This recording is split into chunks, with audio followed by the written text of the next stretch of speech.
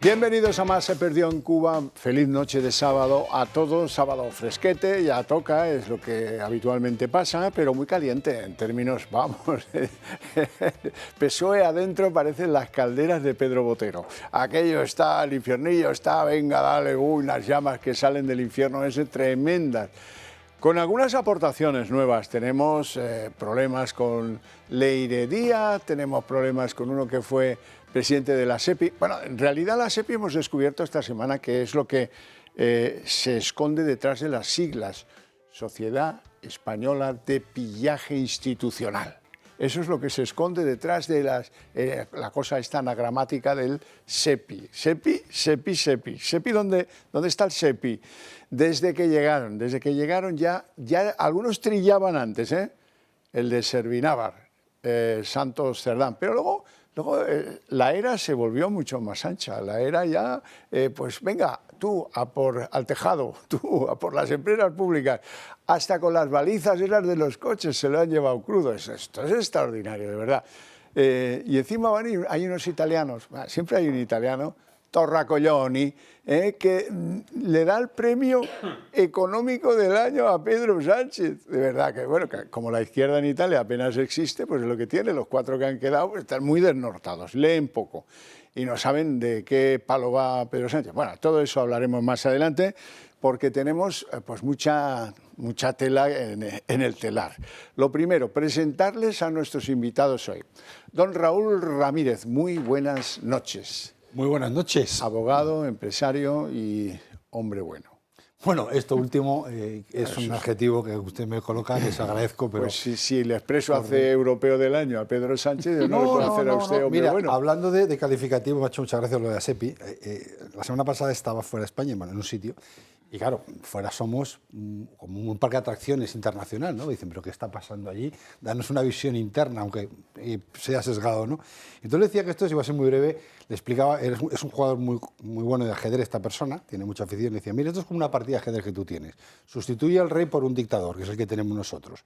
Y al final cada semana va sacrificando peones, eso ya pasó, ahora estamos ya en las figuras importantes, van cayendo torres y alfiles, y aquí el juego consiste en no sacrificar al dictador, que en este caso sería la figura en el ajedrez del rey. Con lo cual la partida acabará cuando nos carguemos al dictador. Ya está. Pues sí. Don Mario Garcés, muy buenas noches. Muy buenas noches. Don Mario, personaje difícil de presentar porque ha estado en política, está en política, en realidad ahora sin cargos relevantes, pero bueno, con cierto interés por la política, a la vez que es pues, alto funcionario del Estado y a la vez que es hombre de letras, un intelectual que escribe libros, a veces novelas, a veces otro tipo de libros y que de vez en cuando hace algún cameo en la industria del cine. Yo pensaba que SEPI era socialistas españoles pillando. Bueno, ¿no? Que también puede ser, hay diferentes denominaciones posibles, ¿no? Y un pequeño comentario, ¿no?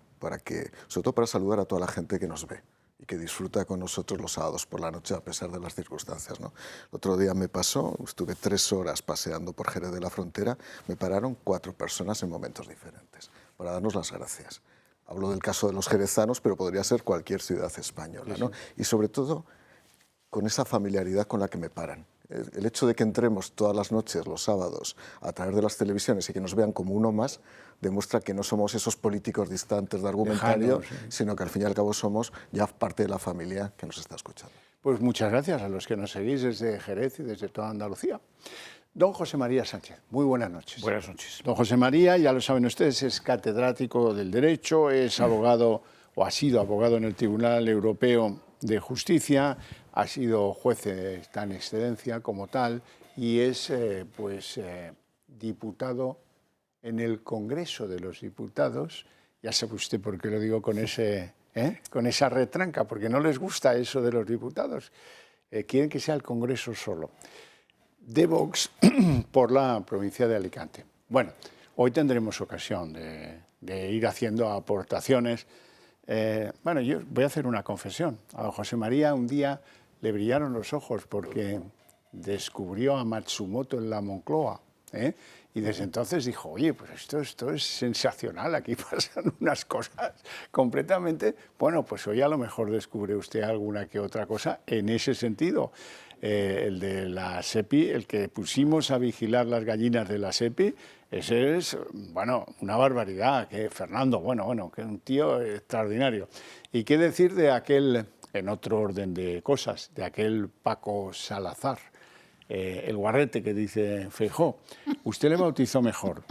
Barragán. El señor Barragán. Es el señor Bueno, Barragán. don Julián Salcedo, doctor en Ciencias Económicas, abogado especializado en asuntos inmobiliarios y secretario del Club Liberal Español. Muy buenas noches. Muy buenas noches. ¿Todo bien? Pues siguiendo el símil, o utilizando el símil que decía nuestro compañero, la reina también es muy importante en el ajedrez, ¿eh?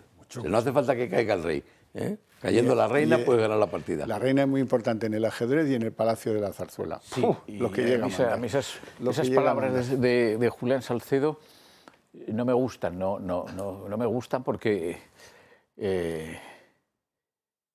yo creo que la monarquía vive su peor momento desde el cambio, desde la sucesión de Franco por don Juan Carlos a título de rey. No creo que haya habido un momento más difícil para la monarquía que este, por una razón elemental.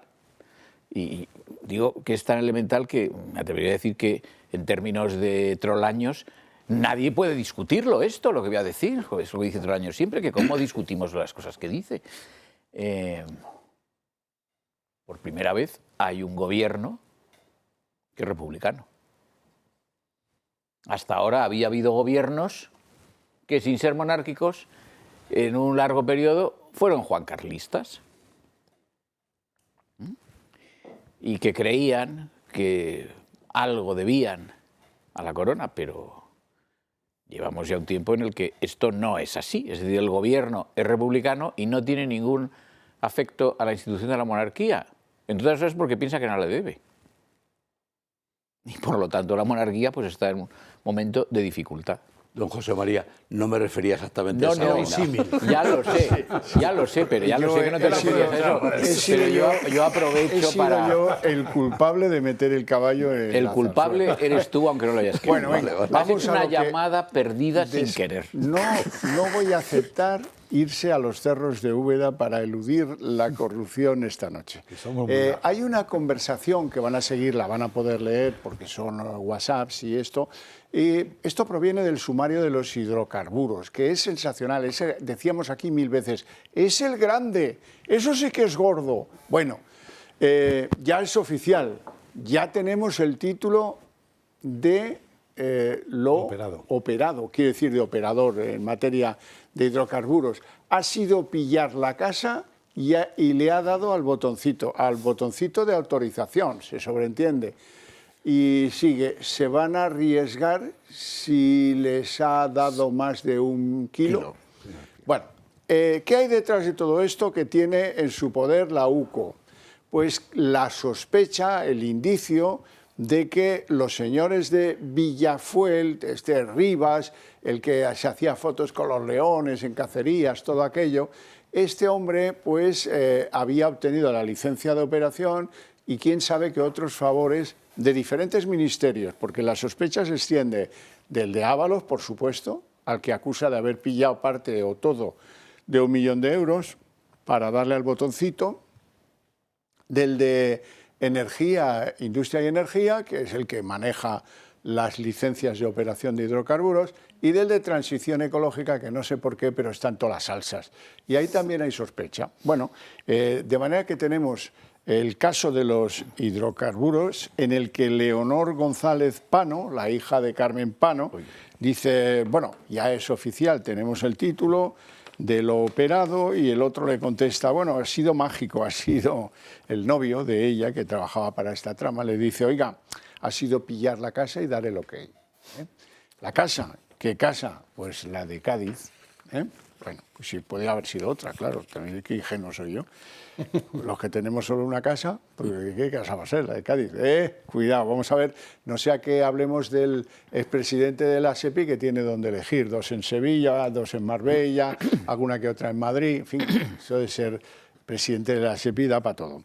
Bueno, entonces, todo eso desencadena una serie de registros, una serie de investigaciones que están pues, a mitad camino, pero que nos van a poner sobre la mano la investigación del caso hidrocarburos, que es uno de los más amplios en materia.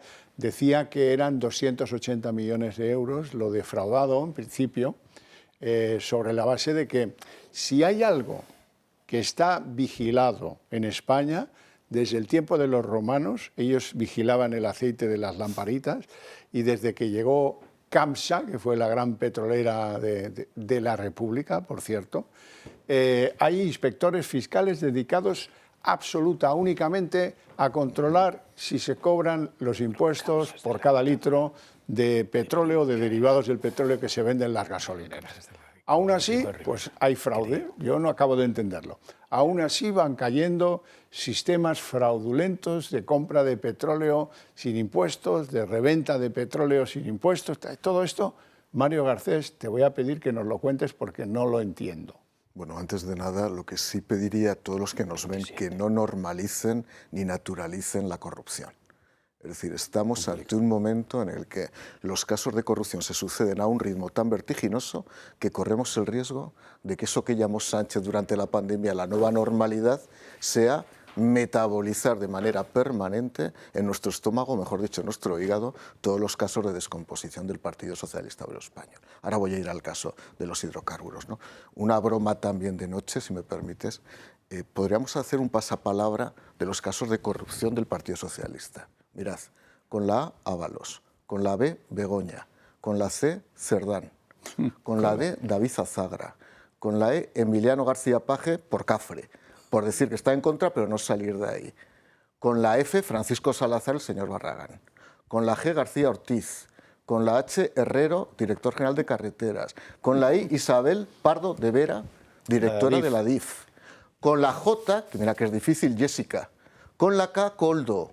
Con la L, Leire Díez. Y podríamos llegar hasta la Z de Zapatero. Yo quiero para que que llegues todo a el mundo la... entienda Vas a que dar si dos vueltas al rosco. No se pueden dar varias que vueltas. puedes dar dos vueltas al Por rosco. eso que no normalicemos... Me gusta que llegues a la S de Sánchez. Es que hay muchos. Sí. La S es la principal. Es un fenómeno, sin pedir comodín ni nada. No, sin pedir comodín y casi me llevo el premio del €1.000.000, ¿no?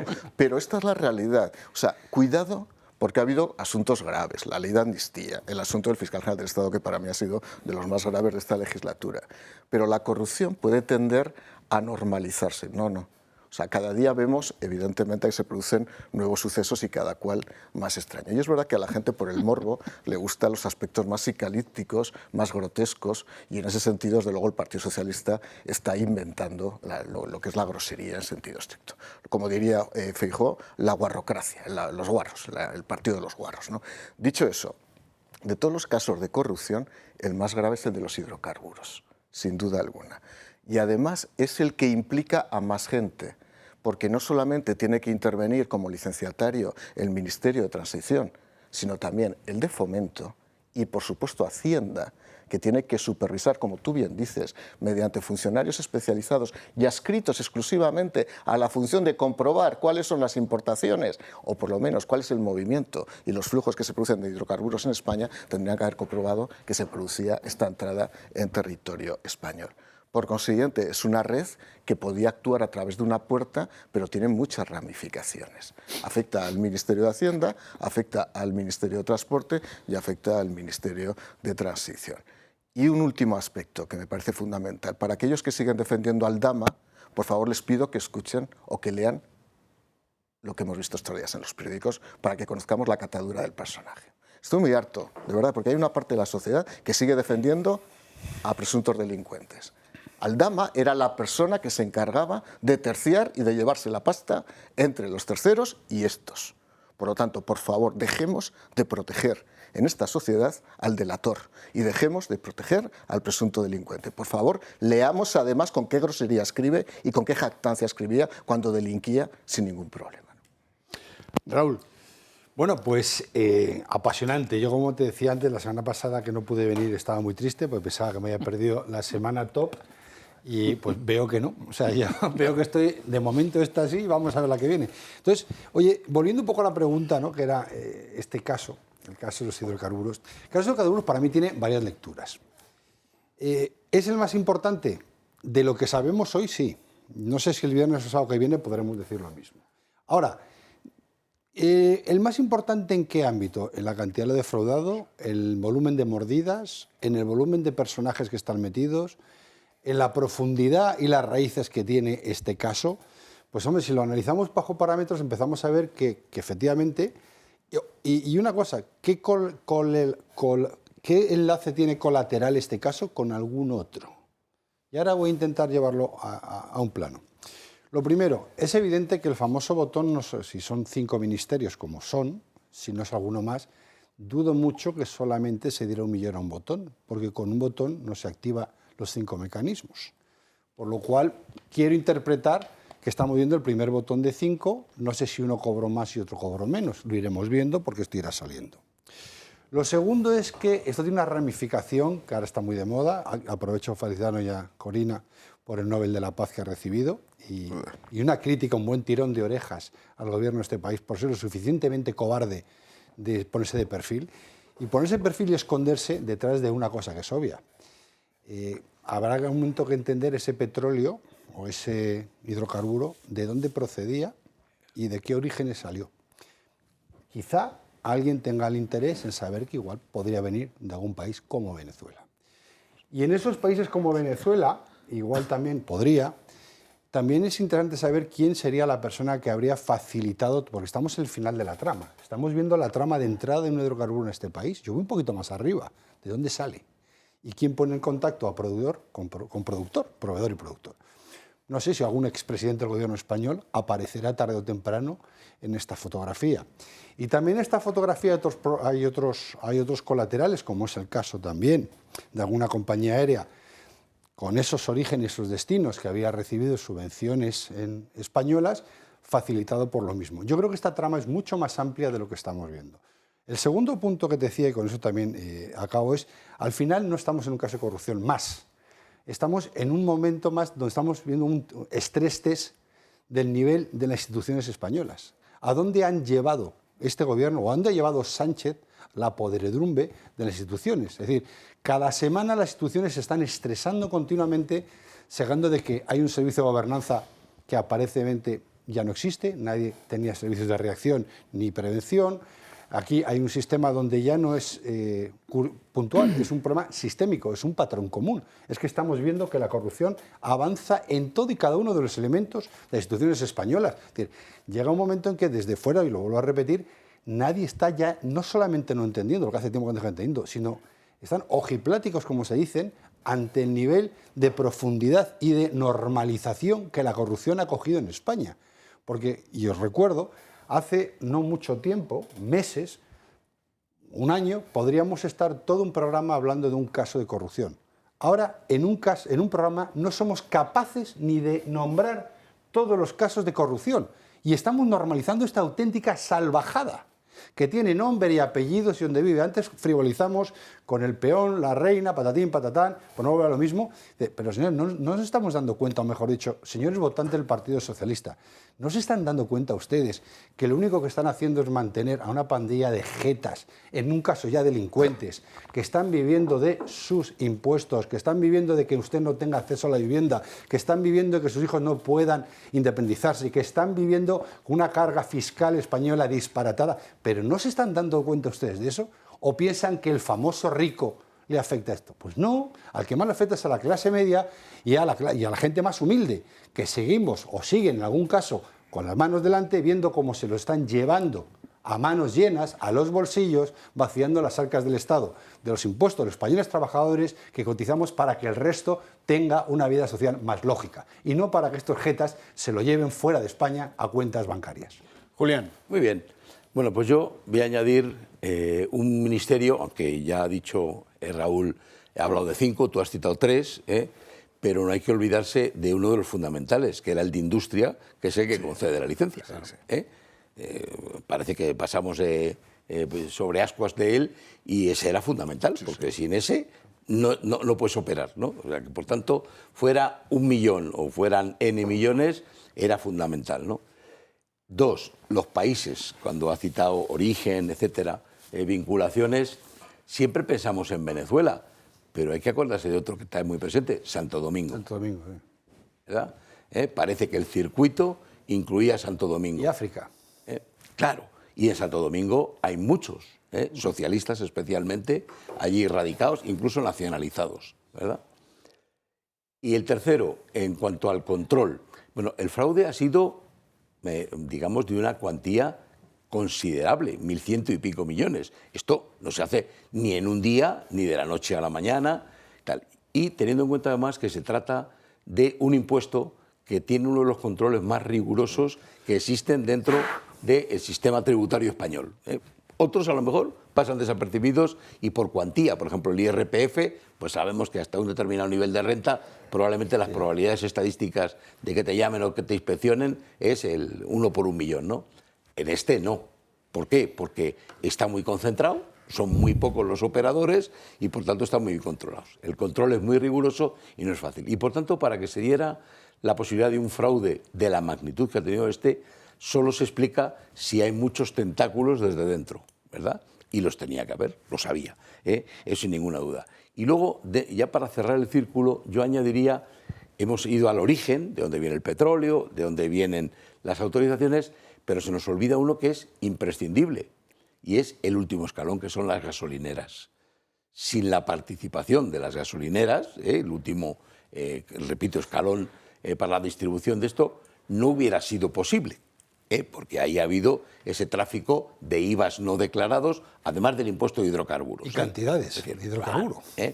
Así que, bueno, esto tiene muchas ramificaciones y yo espero que ahora mismo, que ya sabemos que la UNCO ha procedido a inspeccionar y ha detenido al presidente o expresidente de la SEPI, etcétera, espero que se vaya tirando del hilo y poco a poco nos vayamos enterando y teniendo más información. José María Sánchez.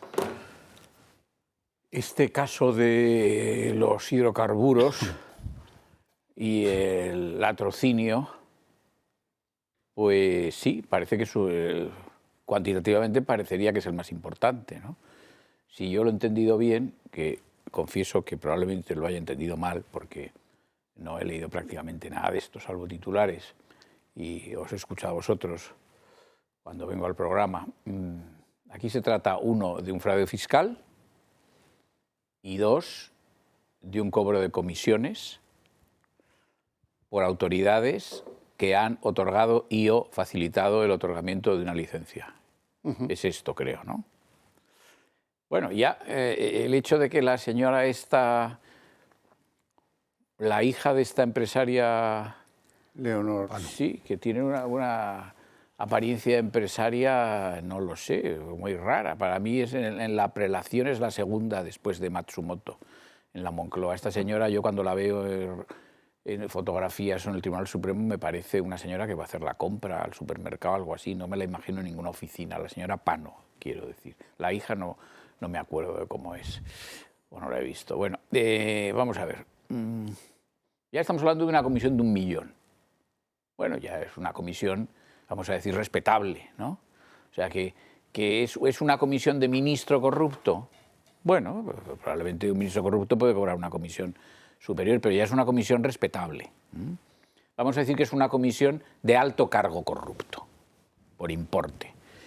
Bueno, y esto es lo que sabemos de momento, porque dicen que, claro, que el millón se lo dieron cuando obtuvieron la licencia. Bien, esto nos indica, pues probablemente que, como quiera que ese fraude no ha sido no es instantáneo, sino que se extiende en el tiempo, pues probablemente haya habido otras muchas comisiones de ese importe o acaso superior importe, y por lo tanto al final la cantidad de comisiones percibidas será muy superior y por lo tanto ya nos adentramos en algo bastante significativo desde el punto de vista cuantitativo. Yo comprendo que esto que se dice siempre de que no da igual que hayan cobrado 1 euro o 1 millón. Pues no da igual. No da igual. O sea, no es lo mismo cobrar 1 millón que 1 euro, sea por corrupción o sea porque a uno le pagan por, no sé, por lo que sea, por cualquier servicio, por cualquier bien que se pueda enajenar, ¿no?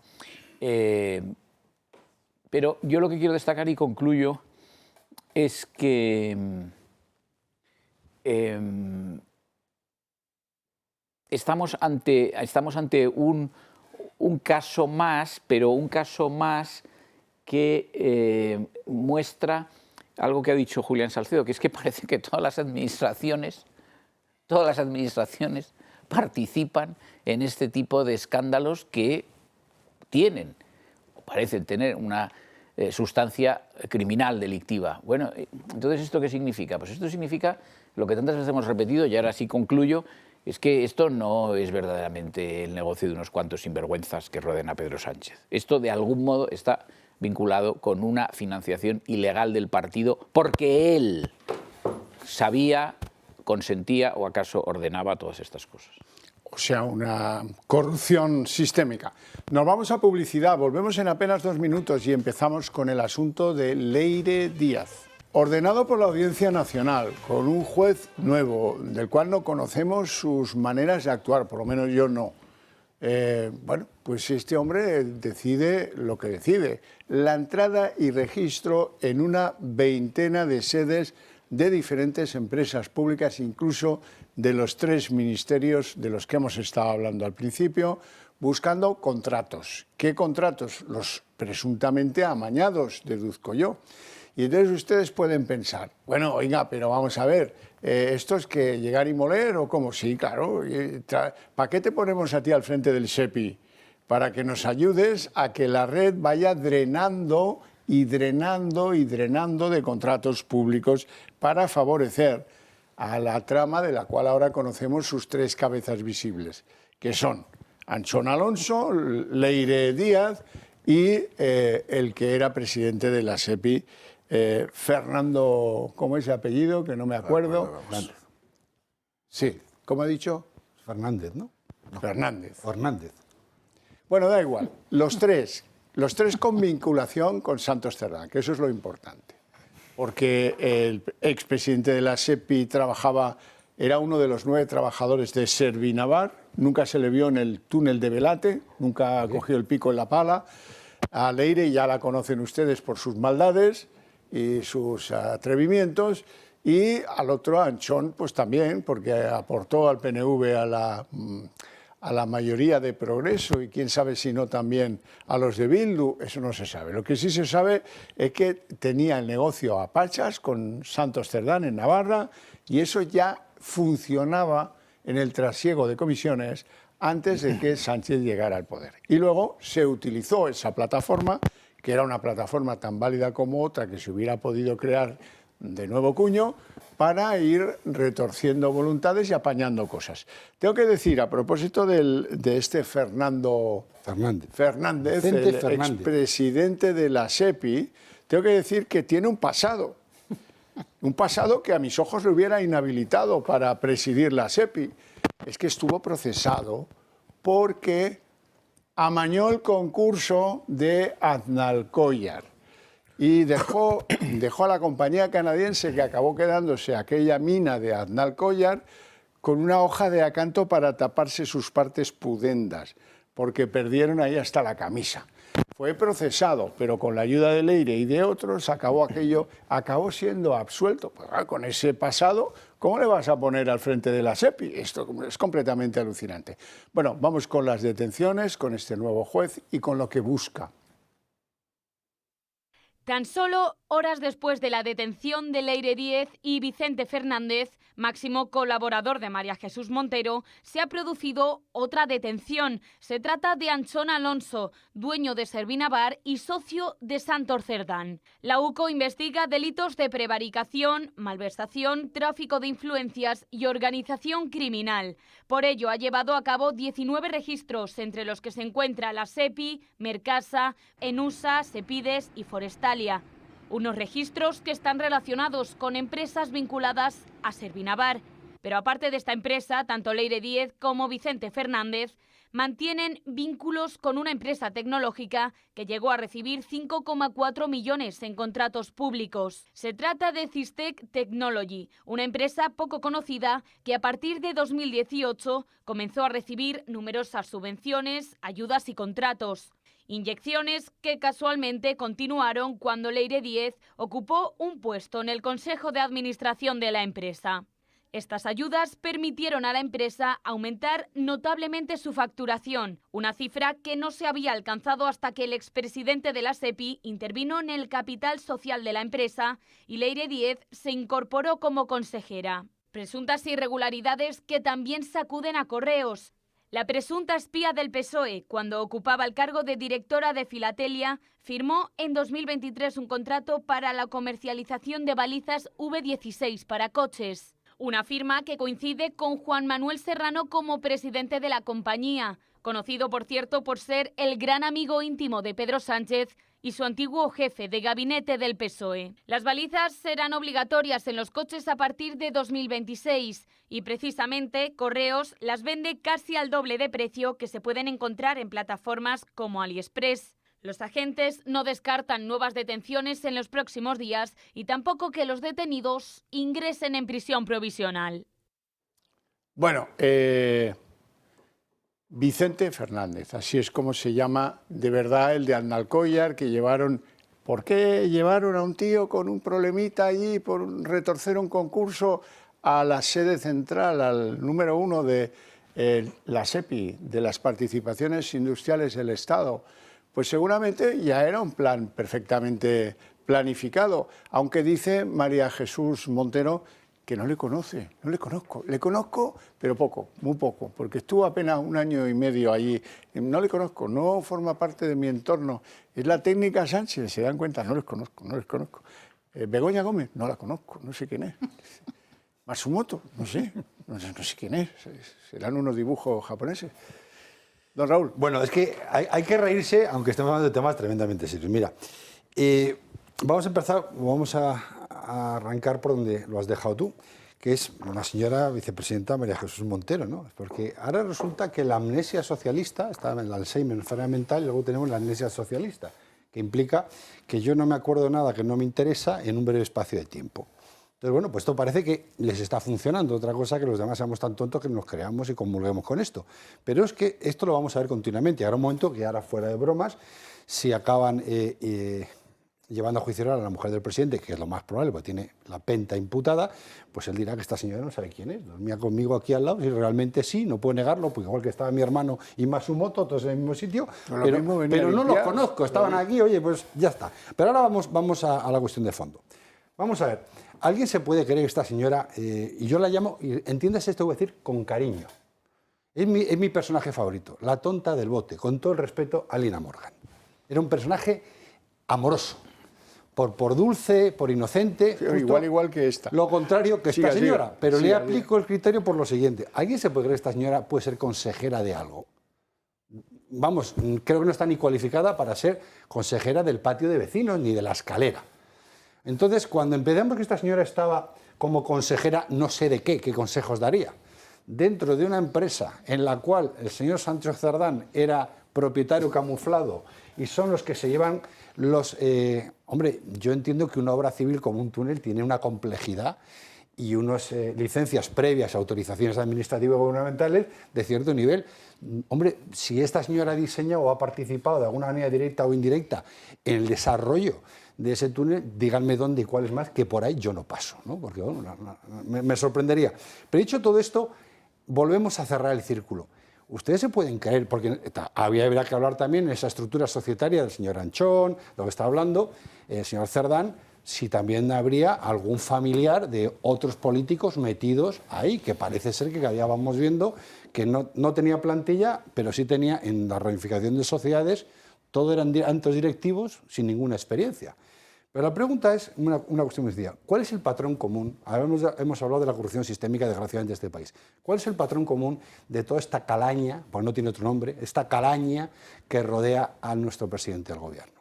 Elegida por él a dedo y mantenida por él a dedo, claramente, con nuestro dinero. Pues el bajo nivel intelectual y el coeficiente prácticamente plano, porque interesan que sean personas así.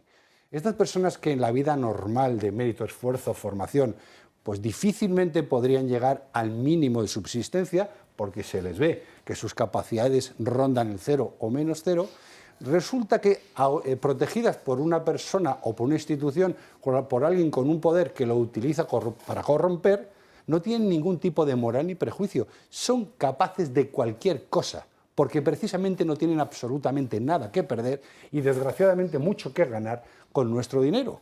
Y de eso, ¿usted se cree que alguien se puede plantar delante de un fiscal y amenazarle y chulearle como han hecho estas personas, con 2 días de juicio? ¿Usted se cree que alguien puede ir a un Senado a autoimputarse delitos y sacarse fotografías como si fuera en una alfombra roja o en un catwalk? O sea, hay que ser idiota. Y no lo digo como insulto, sino como nivel de conocimiento para transigir por ahí. O, dicho de otra manera, muy pocos escrúpulos y estar muy untado para ser capaz de asumir las consecuencias en tanto en cuanto me lo lleve a la saca. Y ese es, desgraciadamente, el nivel de consejeros. Os recuerdo que este país es el país que más consejeros tiene en presidencia actualmente, de cerca, en Europa y nunca en su historia. Si a esto le llamamos consejeros de presidencia, que viaje Dios y nos lleve. Mario. Primero, un acto nostálgico. Habéis puesto en la misma frase Lina Morgan y Filatelia. Y yo fui presidente de la Comisión Filatélica del Estado y dediqué un sello a Lina Morgan y a Paco Martínez Soria en la misma tacada. Lo digo porque seguramente, y lo digo porque no por ellos, que para mí parecían grandes actores. Maravillosos. Maravillosos, sino por toda una generación de españoles que esperaban que salieran en televisión para reírse en etapas donde era muy difícil reírse, ¿no? Por lo tanto, de verdad, un homenaje a Lina Morgan. No sabía que iba a salir Lina Morgan, pero yo lo pude hacer y como se ha mezclado Filatelia y se ha mezclado Lina Morgan, pues me ha recordado una Cuando parte de la estabas en historia. Filatelia, ¿comprabas balizas para los coches? No, yo no compraba nada, te aseguro que no compraba nada. En segundo lugar, parece mentira que María Jesús Montero no conozca a este señor. Y voy a decir por qué.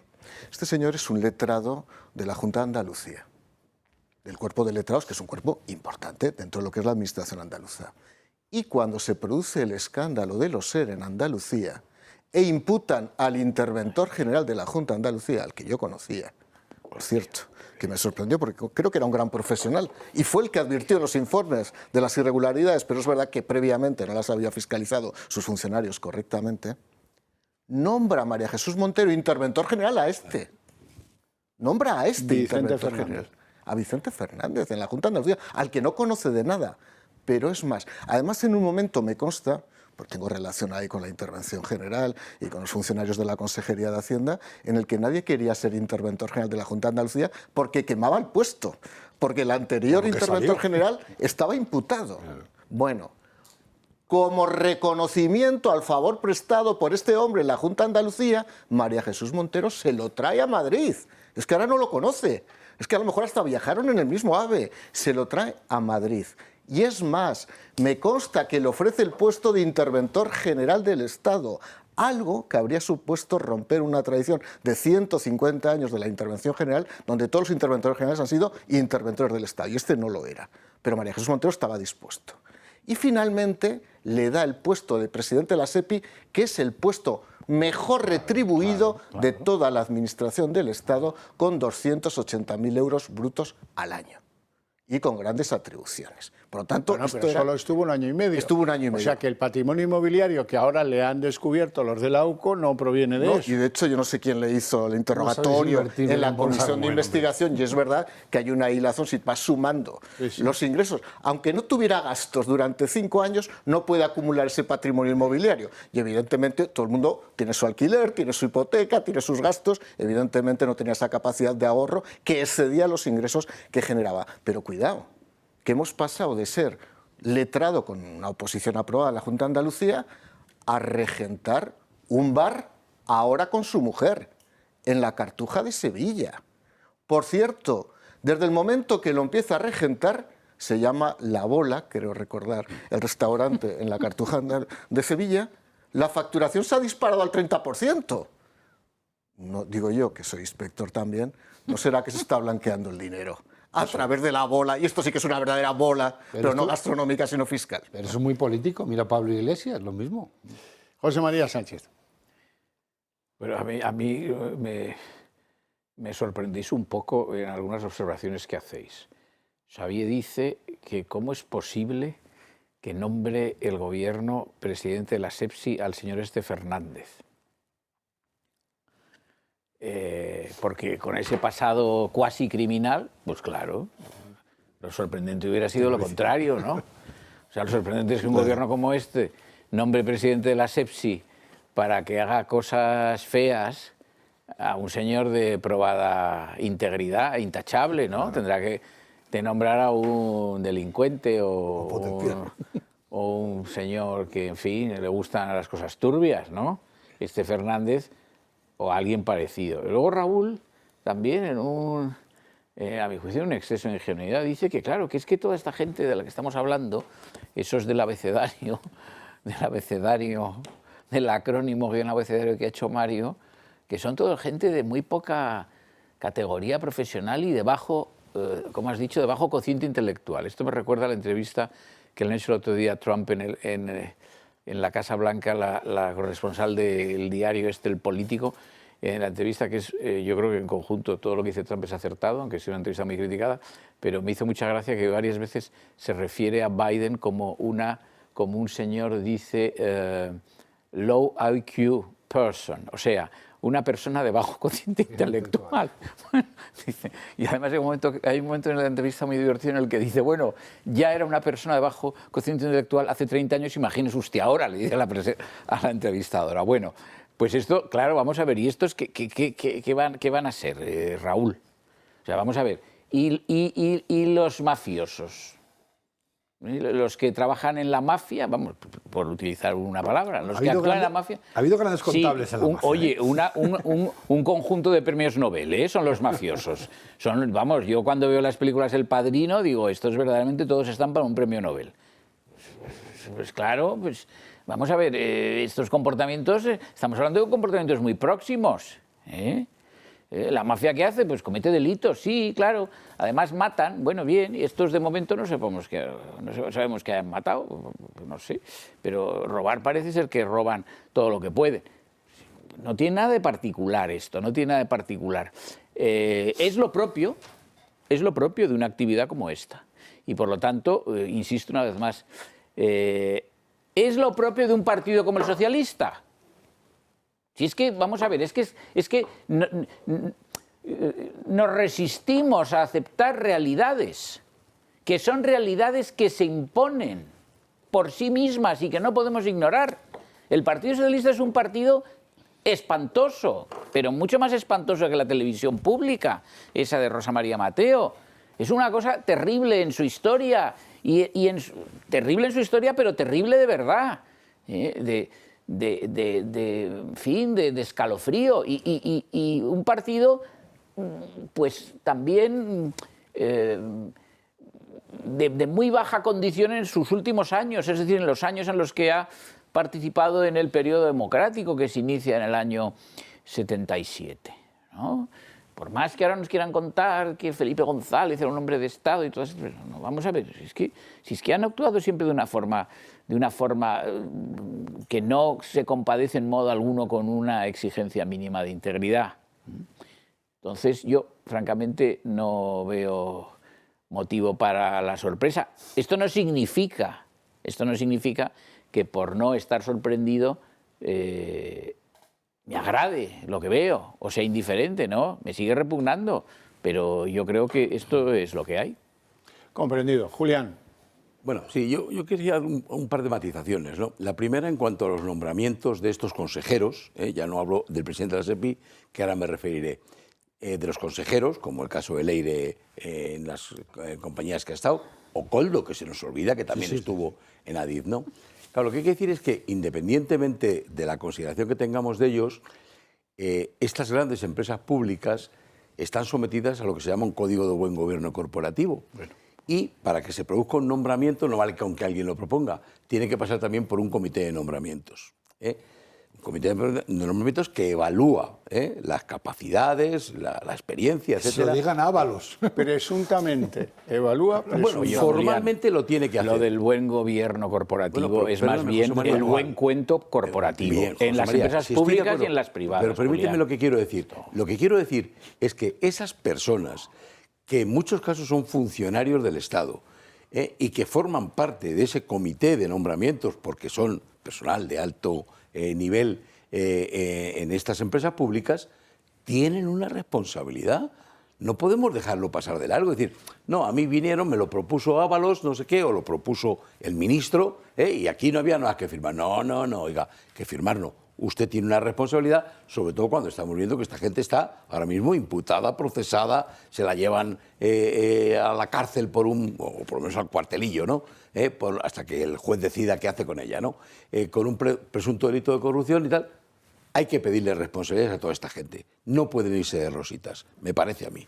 Y la segunda, que es el del nombramiento del presidente de la SEPI, que lo de menos es el nombramiento. No tengo duda que, por lo que conocemos, cualificación tenía. Sí. Cualificación, digamos, conocimientos, experiencia, una carrera profesional, experiencia.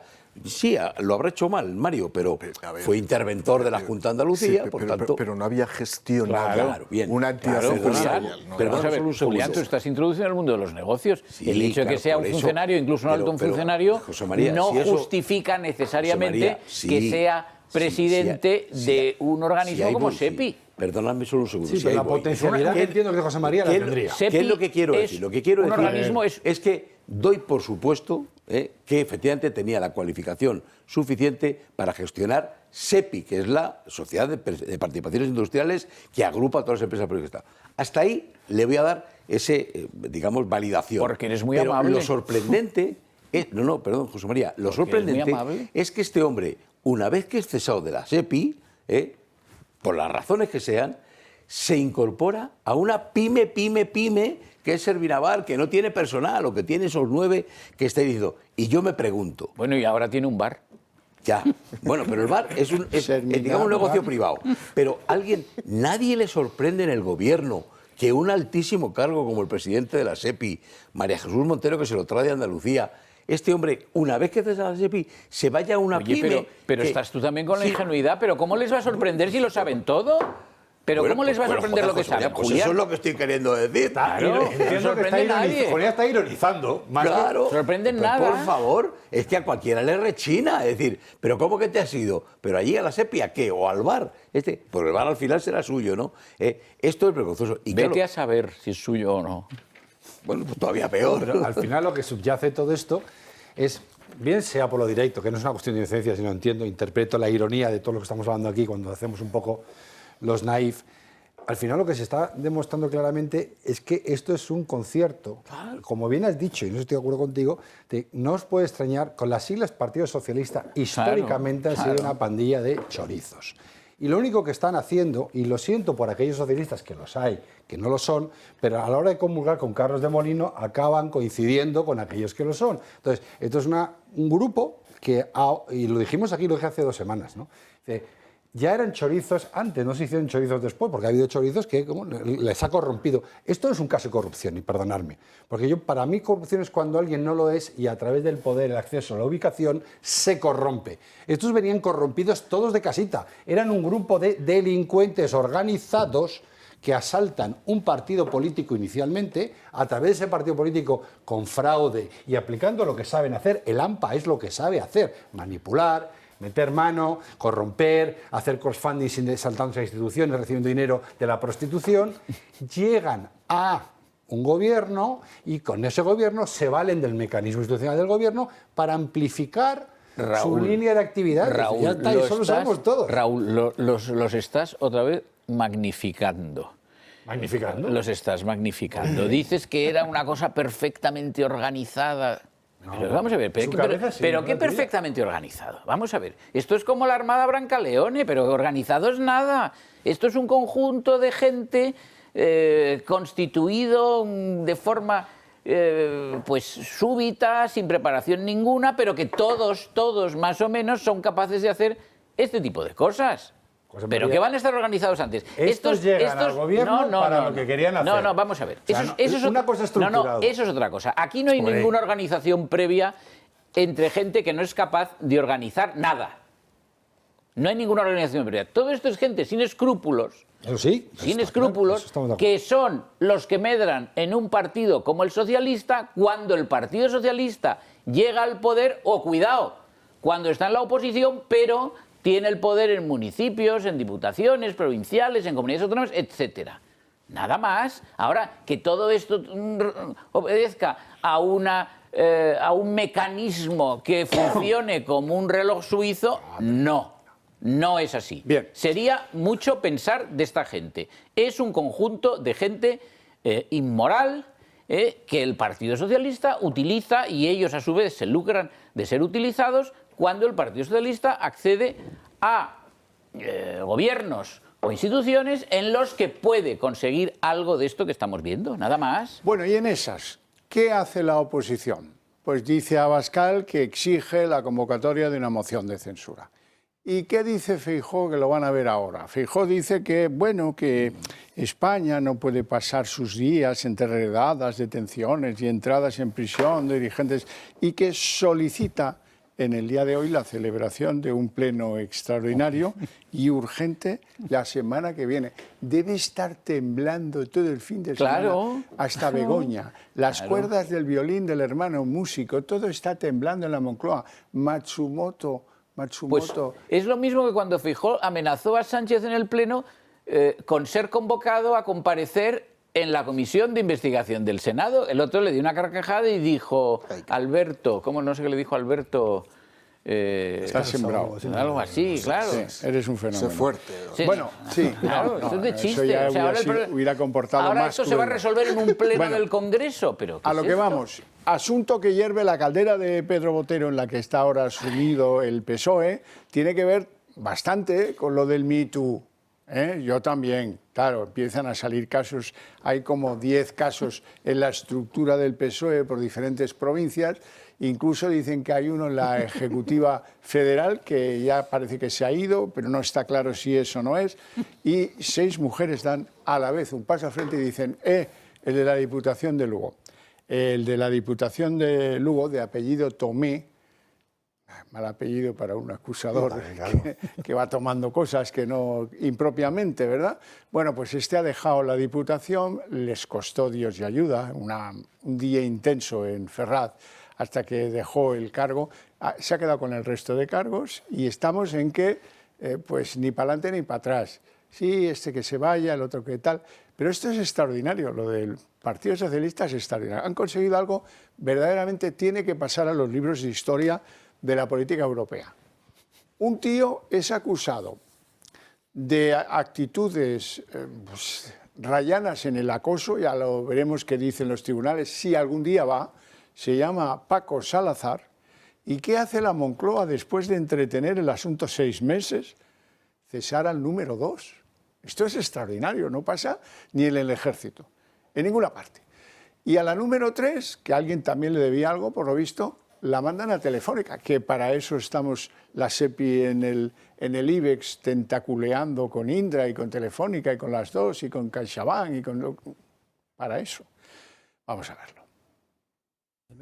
Sale a la luz otra denuncia más de acoso sexual dentro del Partido Socialista. Esta vez en Lugo, al menos 6 mujeres han denunciado a José Tomé, el presidente de la Diputación y alcalde de Monforte de Lemos. El feminismo nos da lecciones todos los días, a mí el primero. Cuando recibimos esas lecciones, pedimos perdón y actuamos en consecuencia. Pero no, lo cierto es que tras el escándalo de Paco Salazar, el PSOE no ha hecho nada. Y ahora la historia se repite por tercera vez. José Tomé, acusado de acoso sexual por sus propias compañeras, forma parte del núcleo duro de Sánchez. Es uno de los miembros del Comité Federal del PSOE, el máximo órgano del partido. A las denuncias por acoso sexual de 2 mujeres a Paco Salazar y otra denuncia del mismo tipo de otra mujer a Antonio Navarro, el líder del PSOE en Torremolinos, se suma otra más. 6 mujeres con puestos totalmente diferentes dentro de la Diputación de Lugo acusan a Tomé de tocamientos, ascensos a cambio de favores sexuales o haberlas mandado fotos y mensajes obscenos y también llamadas subidas de tono. El presidente de la Diputación, José Tomé, lleva tiempo acosando sexualmente a muchas de las mujeres del partido en toda la provincia de Lugo. Le da igual que seas militante simpatizante, concejala, trabajadora, alcaldesa, periodista o diputada. No se salva ninguna. José Tomé me citó en un bar para informarme de unas plazas que iban a salir en el Ayuntamiento de Monforte, del que es alcalde.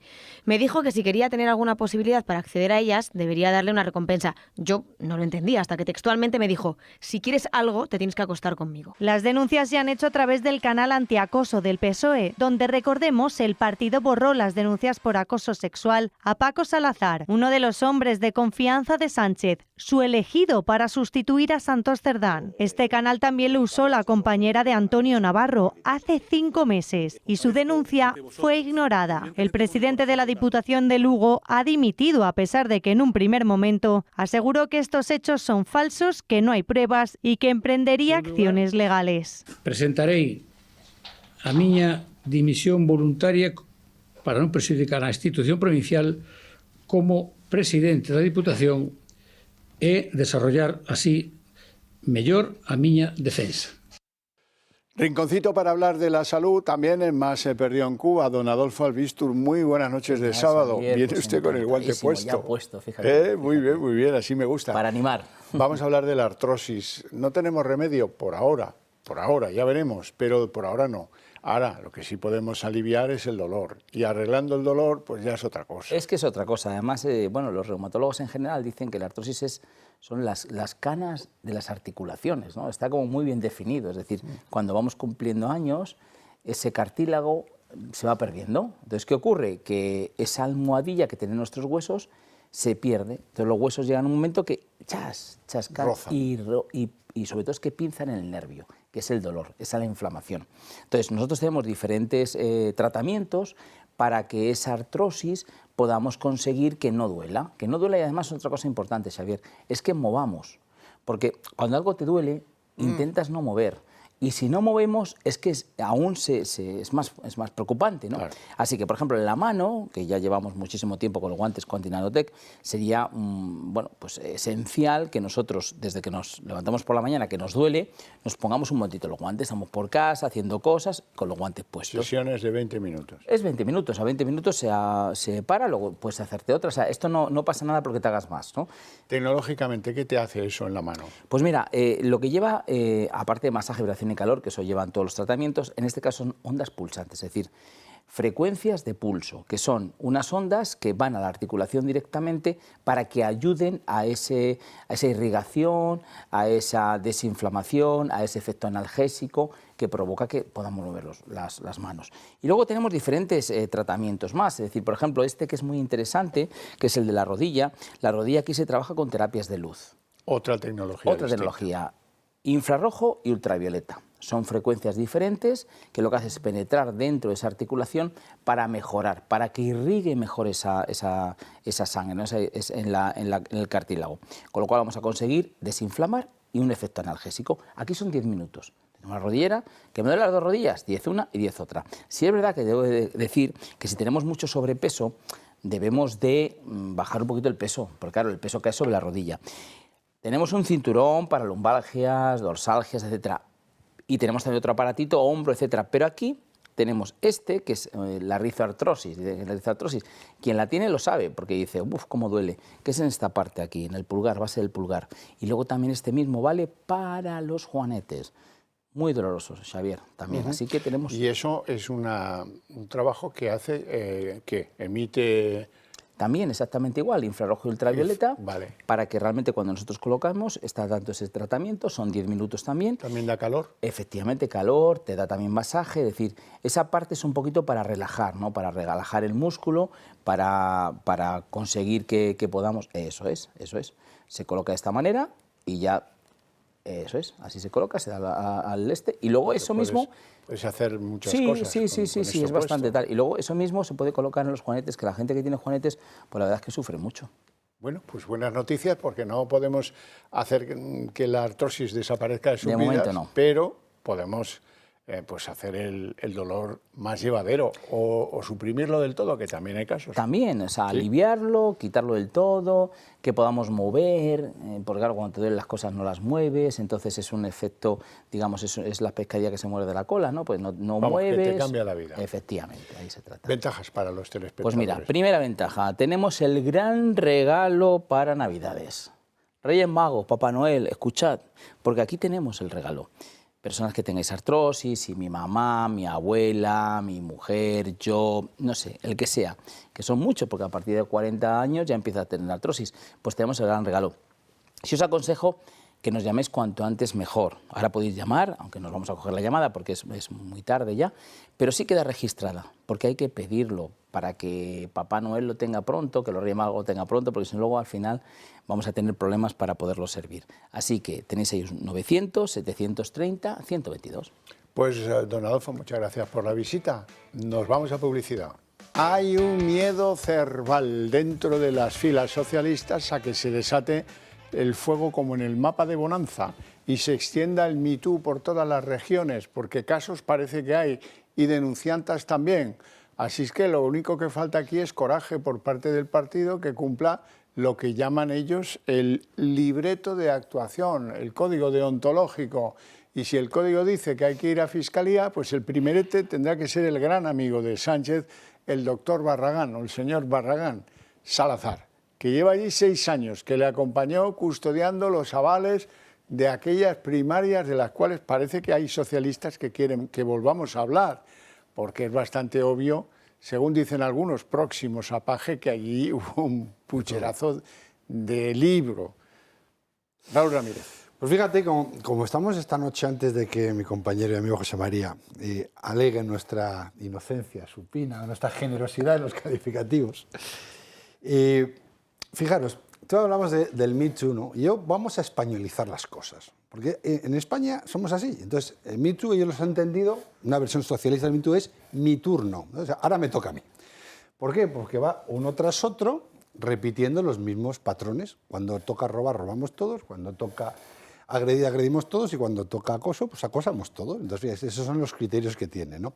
Hay una cosa que a mí me produce cierto, ya fuera la broma, que no es ninguna broma lo que estoy diciendo, me produce cierto estupor, que es no solamente cuál es la incoherencia ideológica y personal del gobierno de Sánchez, donde, bueno, pues somos feministas porque somos socialistas, pues si uno consume prostitución como Yopan y otros acosan pues como pueden y les dejan, sino los silencios. ¿Dónde están todas estas feministas que se han cortado las venas, ya no solo del Partido Socialista, porque hay mujeres valientes, por supuesto, que están, hay alguna exministra, alguna portavoz del partido que está promoviendo, pues que si en estos casos está la justicia, cumpliendo, lógicamente, el código, sino que hay que conocer la historia un poquito más en profundidad. El hecho es asqueroso, ¿no? O guarro, como lo definieron, pero además del calificativo, que podríamos dar poner calificativo, tipo actuaciones, vengan de donde vengan, hay una que me parece igualmente asquerosa y guarra, que es la cobarde. La cobardía. La cobardía yo creo que no tiene género, o creo que no tiene género, y la cobardía es un calificativo de las personas, ¿no? O que debería calificarnos en negativo. Que el Partido Socialista o miembros del Partido Socialista, una vez siendo conscientes de que esto salta, quieran convencer a las víctimas de este presunto acoso de que es una maniobra política, dice claramente el respeto que tienen a las víctimas. Dicen respectamente las creencias, la incoherencia entre lo que se dice y lo que se hace. Y dicen claramente hasta dónde está podrido los principios que tanto aluden dentro del Partido Socialista. Podridos y asquerosamente putrefactos. Pero hay un momento aún peor, podemos llevar esto al extremo, ¿no? Que es, ¿y dónde están sus socios de gobierno? Yo, el señor Belarra... Los de Yo sí te creo. Los de Yo sí te creo, tú siempre ti. Hombre, yo entiendo que la señora Belarra esté callada y la señora Montero también, porque probablemente en otros juzgados tengan también a partes de sus compañeros de banquillo. Pero esta es la gran mentira, la gran estupidez, el gran engañabobos que ha servido, y volvemos, desgraciadamente todo esto acaba en lo de siempre. Los principios de la izquierda progresista son principios económicos de llevárselo muerto, tanto en un lado como en otro. Unos lo han utilizado a través de, bueno, pues expoliar todas las instituciones, la corrupción, y otros a través de falsas, absurdas ideologías de género que lo único que han servido es para llevárselo muerto a casa. Eso sí, cuando se produce hay que retratarse, porque aunque sea una gran mentira, uno tiene que dar la cara, ahí me pongo de perfil, porque claro, la violencia de género solo se da en los que no son míos, en los que los contrarios. Los míos, hombre, no, hombre, habrá sido un momento de debilidad. Entonces, esa falsa de incoherencia, yo creo que cualquier mujer de cualquier ideología política tiene que sentir repulsa y asquerosidad al hecho en sí, como todos lo pegamos, pero sobre todo a cómo actuó el Partido Socialista. De manera cobarde, escondiéndose y nunca dando la cara. Me parece asqueroso, honestamente. Julián Salcedo. Bueno, yo lo que sí que creo, y espero que estemos todos de acuerdo, que no se debe poner el foco en las víctimas. Se debe poner en los agresores y en los cooperadores que tratan de protegerles, porque les están protegiendo clarísimamente, ¿no? Las víctimas, pues cada una tendrá sus motivos, ¿no? Necesitan comer, probablemente, necesitan tener un puesto de trabajo, o incluso están ideológicamente muy afines con el partido, no sé qué razón. Pero quisiera poner el acento en algo que me parece muy importante, y fue una intervención, una rueda de prensa que dio ayer la secretaria actual de organización del PSOE, que es Rebeca Torró, la hizo pública.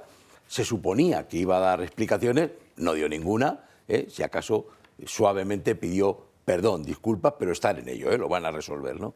Pero lo que quiero decir es que me parece indignante, y yo me siento indignado personalmente, cuando hizo una afirmación, y es que este problema de los abusos sexuales, etcétera, es algo estructural en la sociedad española, como diciendo, es que toda la sociedad española lo está haciendo y además es de siempre, de toda la vida. Pues no, hay que decirle, no señora, no es verdad.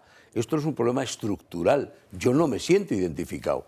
No conozco además tampoco a nadie a mi alrededor que esté haciendo este tipo de actuaciones de abuso sexual, y en las organizaciones en las que he trabajado no lo he visto nunca, y si lo hubiéramos visto lo hubiéramos denunciado, ¿no?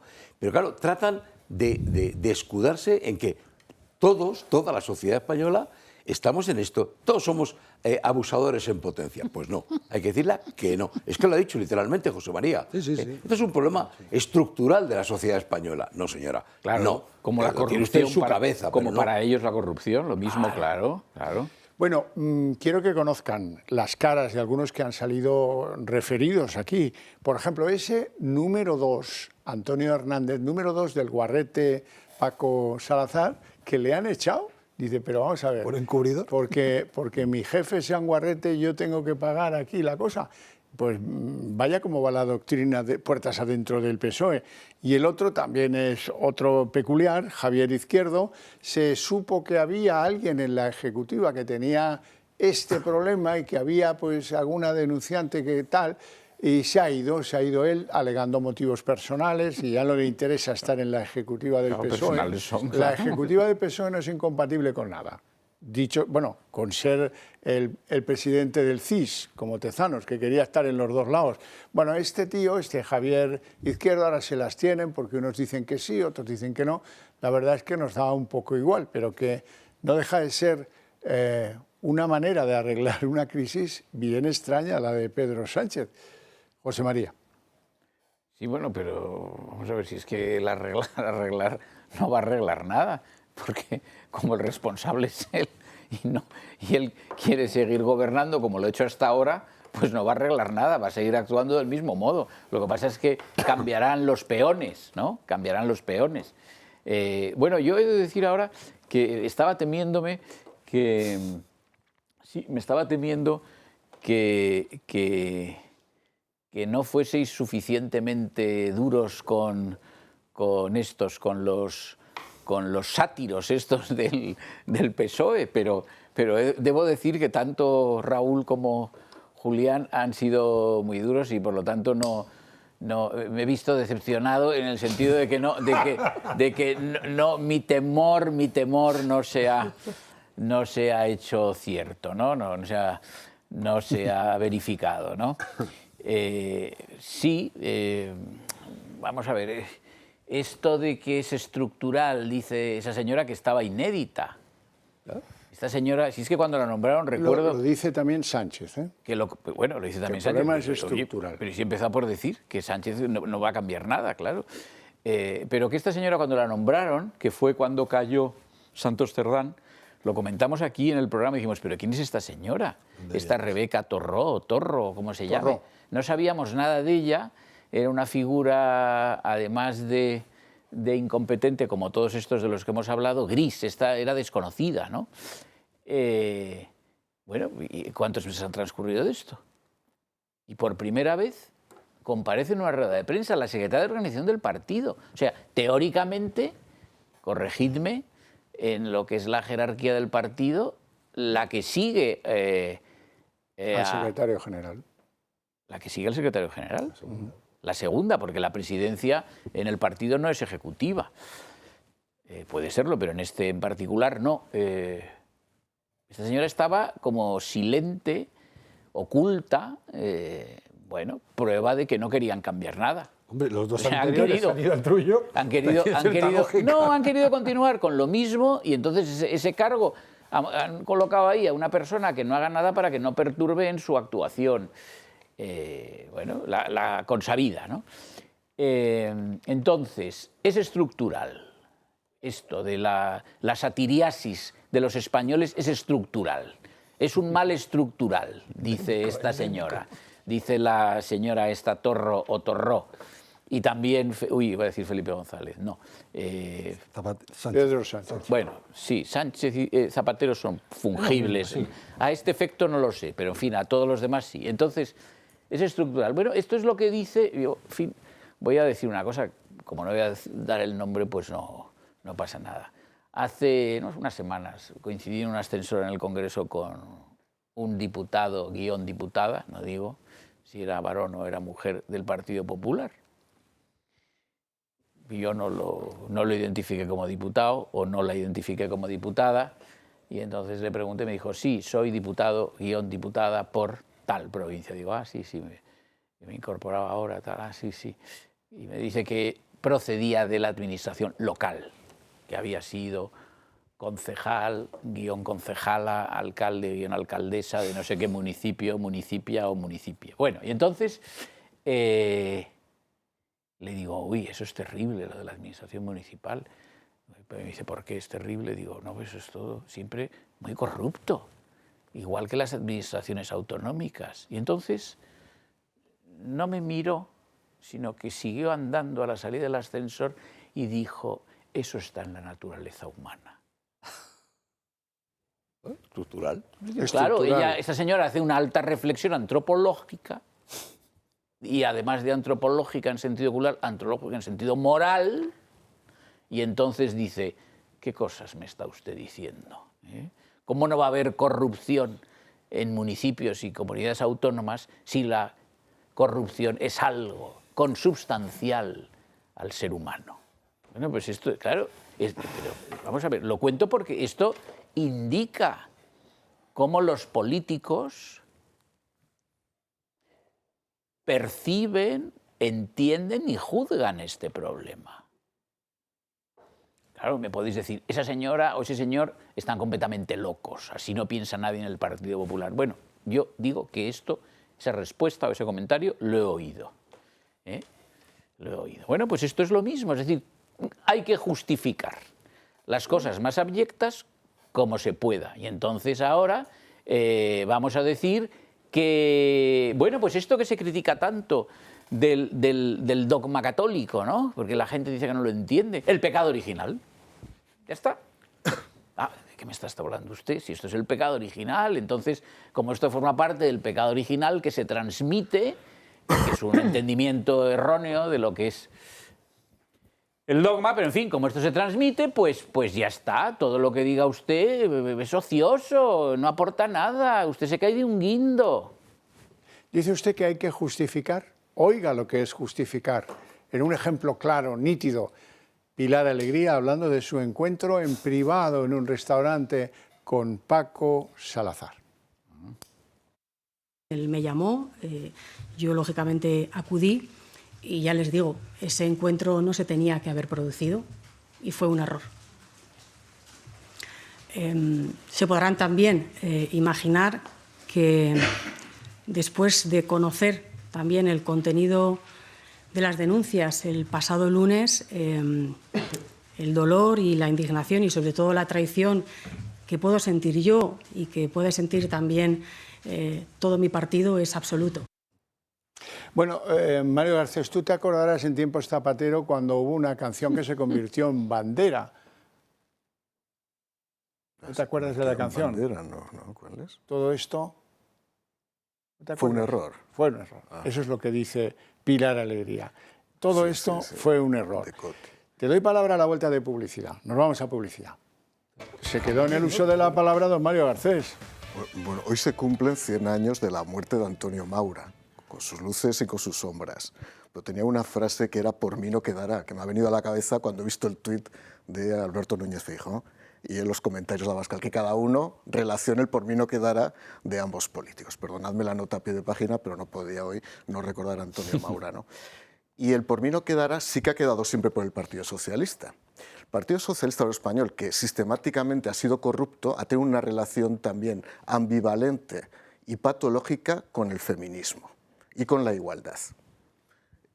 Quiero recordar que en el año 31, el 1 de octubre del año 31, cuando se votó el sufragio activo, la mitad del Grupo Socialista votó en contra, bajo el argumento de que las mujeres votarían bajo la doctrina de los sacerdotes y de los nobles, o de sus maridos. Bueno, pues vaya argumento si lo hubiéramos mantenido hasta ahora, el argumento. O sea, imaginaos cómo funcionaba la mitad de la cabeza. Grupo. Por cierto, los republicanos que subieron a tribuna, tanto de los gallegos como los catalanes, llegaron a decir que la mujer no podía votar hasta después de la menopausia porque eran histéricas. Esto está en el libro de actas, el diario de actas del Congreso de los Diputados. Lo digo para todos estos progresistas que supieran lo que decían en el año 31 frente a lo que defendían los liberales, por ejemplo, que defendíamos en aquel momento, como no podía ser de otra manera, el sufragio de las mujeres.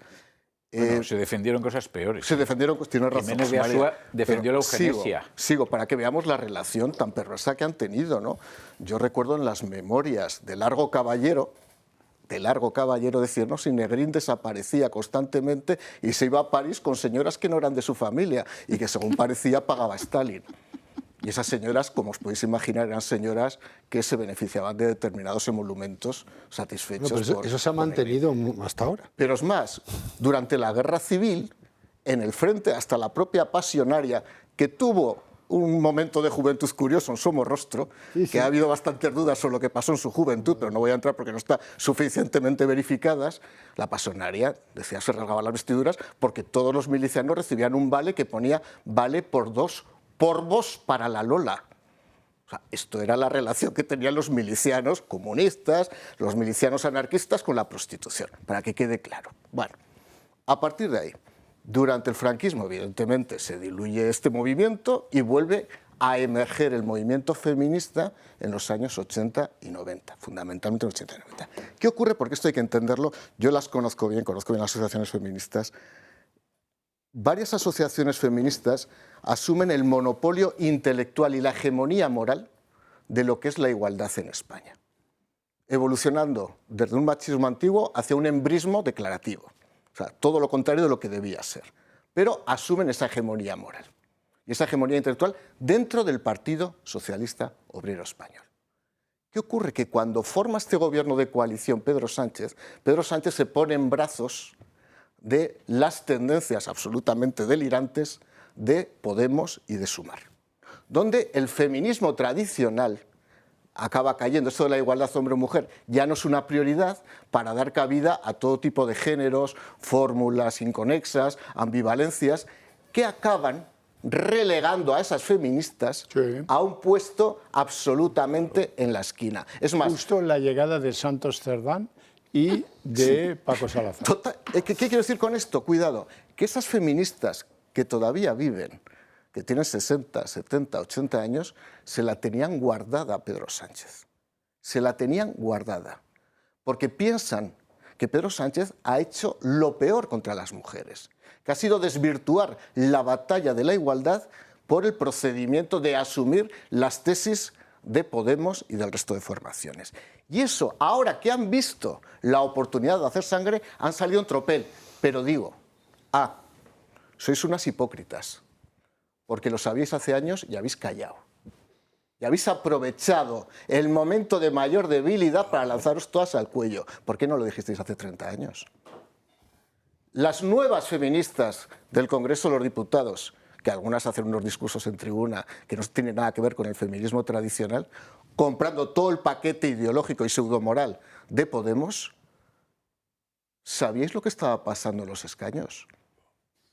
Claro que sabíais lo que pasaba. ¿Que no conocíais a Cerdán? ¿Qué pasa ahora con Lastra?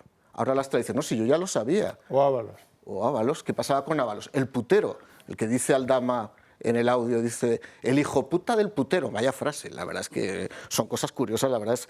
tenemos un nivel intelectual... Bueno, él es hábil en el cobro de comisiones, en la literatura, pero bueno, ¿no? quiero decir que, en fin, que para que veamos cómo todo tenía una relación, ¿no? Entonces, es curioso cómo las mismas que se declaran neofeministas han callado por estar aguantando el escaño, porque les convenía más estar calladas y les daba igual que sus compañeros fueran psicalípticos, fueran groseros, fueran guarros o simularan felaciones como Manfredi. Ahí estuvo bien la verdad Ayuso. La verdad es que la política está convirtiendo al final en tuit, en una frase, y en ese sentido estuvo bien. Desde luego el próximo presidente del Partido Socialista Obrero Español, desde luego tiene que ser un actor porno, es que no da ninguna otra posibilidad. Será Bárraga, sea Torbe, a lo mejor Torbe si va, se decanta por la izquierda en vez de por la derecha, que creo que estará decantado por la derecha, si va a la izquierda a lo mejor Torbe puede ser un gran candidato para ser presidente. Va a ser de Bilbao, pues un gran candidato para ser presidente del gobierno. Bueno, sobre todo esa gran hipocresía de ellas,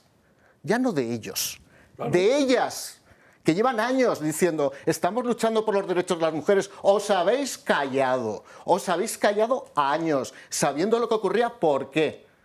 Porque estabais en un escaño cobrando 100.000 euros al año. Feminismo, nada, a callar toda la vida ya. Vete para atrás un segundito. Bueno, vamos a ver, yo necesito desengrasantes, hay algunos buenísimos esta semana, por ejemplo... Ha hecho un desnudo integral, político se entiende, por Dios, Félix Tezanos, el que dirige el Centro de Investigaciones Sociológicas. Y ahora, por si alguien no se había dado cuenta, dice, hombre, es que yo soy de un partido, yo tengo unas ideas y defiendo esas ideas por encima de que ahora dirija esta pantomima del Centro de Investigaciones Sociológicas. Lo hizo en el Senado. El CIS es absolutamente independiente, no hemos recibido ninguna instrucción, ninguna indicación de Moncloa y, de hecho, por ejemplo, el propio ministro de Presidencia del que nosotros dependemos, pues recibe las informaciones de las encuestas del CIS al mismo tiempo que lo reciben, digamos, todas las instituciones, todos los partidos políticos. Catedrático de Sociología. Claro, pero no presidente del CIS. No, hombre, pero es usted presidente del CIS. ¿Y usted es senador del Partido Popular? Sí, pero yo no me cobro como presidente del CIS. ¿Pero cobra como senador del Partido Popular? Bueno, pero no es independiente. Bueno, yo tampoco soy independiente. Perdonen, ya no se nota, ya se nota. Pero si yo les estoy explicando a ustedes que yo pertenezco a un partido desde el momento del régimen anterior. ¿Conoce usted? ¿Qué independiente voy a ser yo?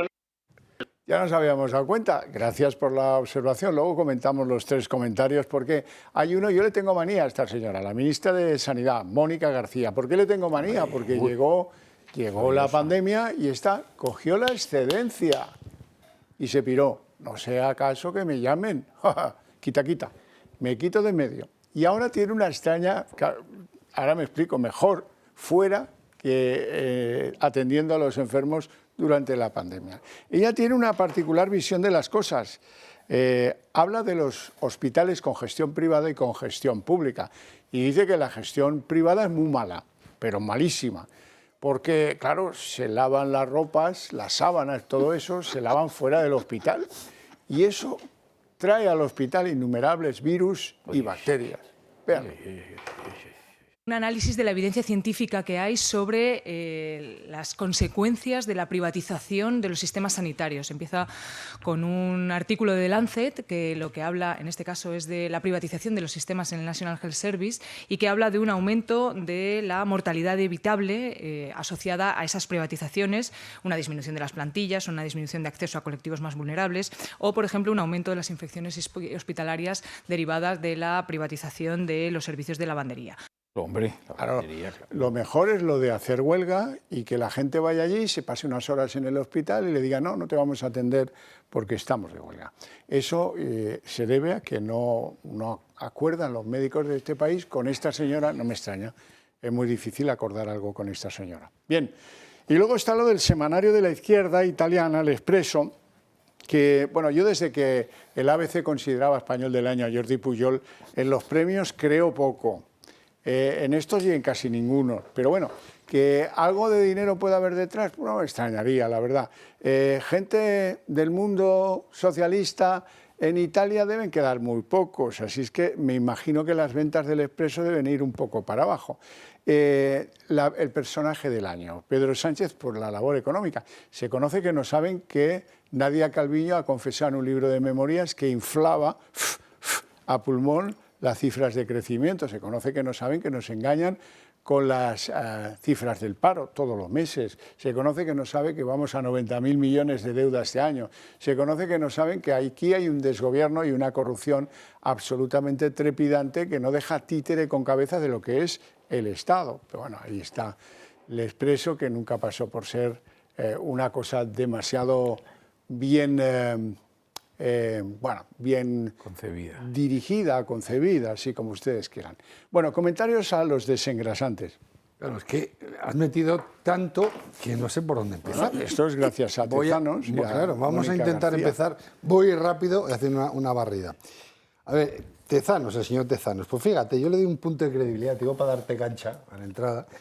Le di un punto de credibilidad en dos cosas. Una de dos, si es un instrumento político, pues lógicamente tendrá que ser cesado porque el CIS no está vinculado o no debería ser una institución independiente, lógicamente, para producir unos informes y análisis al resto de la población española. Y si no lo es, lo que hay que cesarlo es por incompetente, porque es el centro de encuestas que más falla estrepitosamente en la historia española. Con lo cual, en cualquiera de los dos escenarios, señor Tezanos, yo creo que va tocando ya que se vaya como jubilando. Y si no le jubilamos, en breve. Lo segundo sería mi personaje favorito, pues doña Mema, ¿no?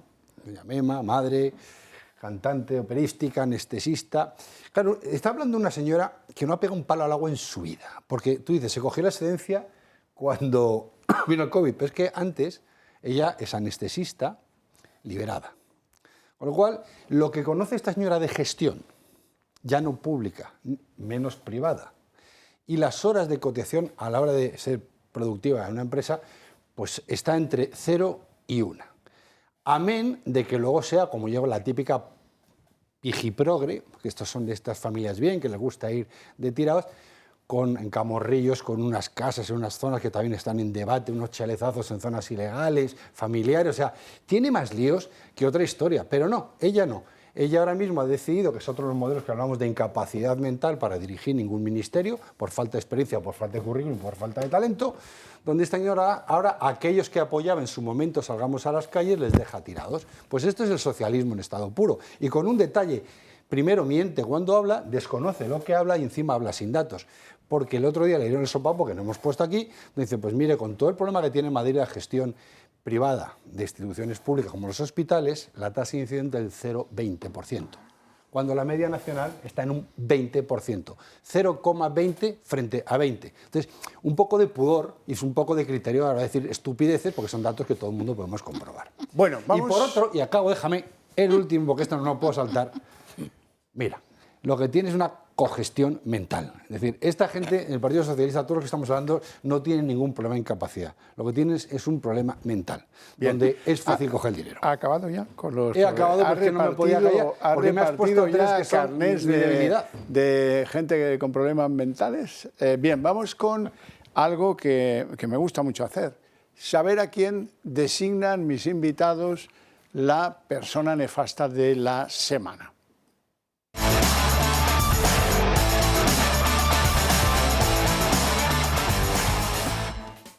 Entonces, don Mario Garcés, ¿a quién designas? Yo lo tengo muy fácil y perdonadme porque ya es una hora que no están los niños. La portada es maravillosa. L'Expreso, expreso y personaje Delano. Sí, Delano. Pedro Sánchez. Delano. Delano. Personaje Delano y el próximo preso. Next preso y preso. personaje Delano, sin duda. Julián, ¿y tú a quién designas?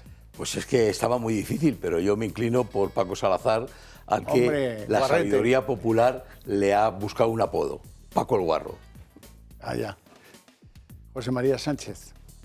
Yo me inclino por Pedro Sánchez, porque después de las últimas intervenciones de la UCO y de la UDEF en oficinas de compañías públicas, privadas, Etcétera. últimamente en dos ministerios, uno de ellos nada menos que el de Hacienda, y las detenciones que han seguido a tales diligencias, yo vuelvo a repetir una vez más que este señor no es homologable en ningún país de la Unión Europea ni ningún país occidental y por lo tanto no tiene más remedio que abandonar la jefatura del gobierno.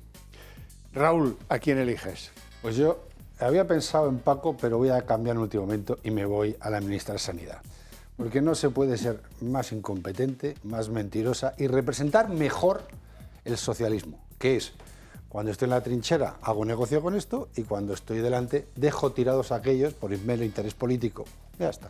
Así que me voto a por Bueno, ella. pues entonces gana Pedro Sánchez, la cosa está clara, 2 votos por 1 y 1 en el mejor de los casos.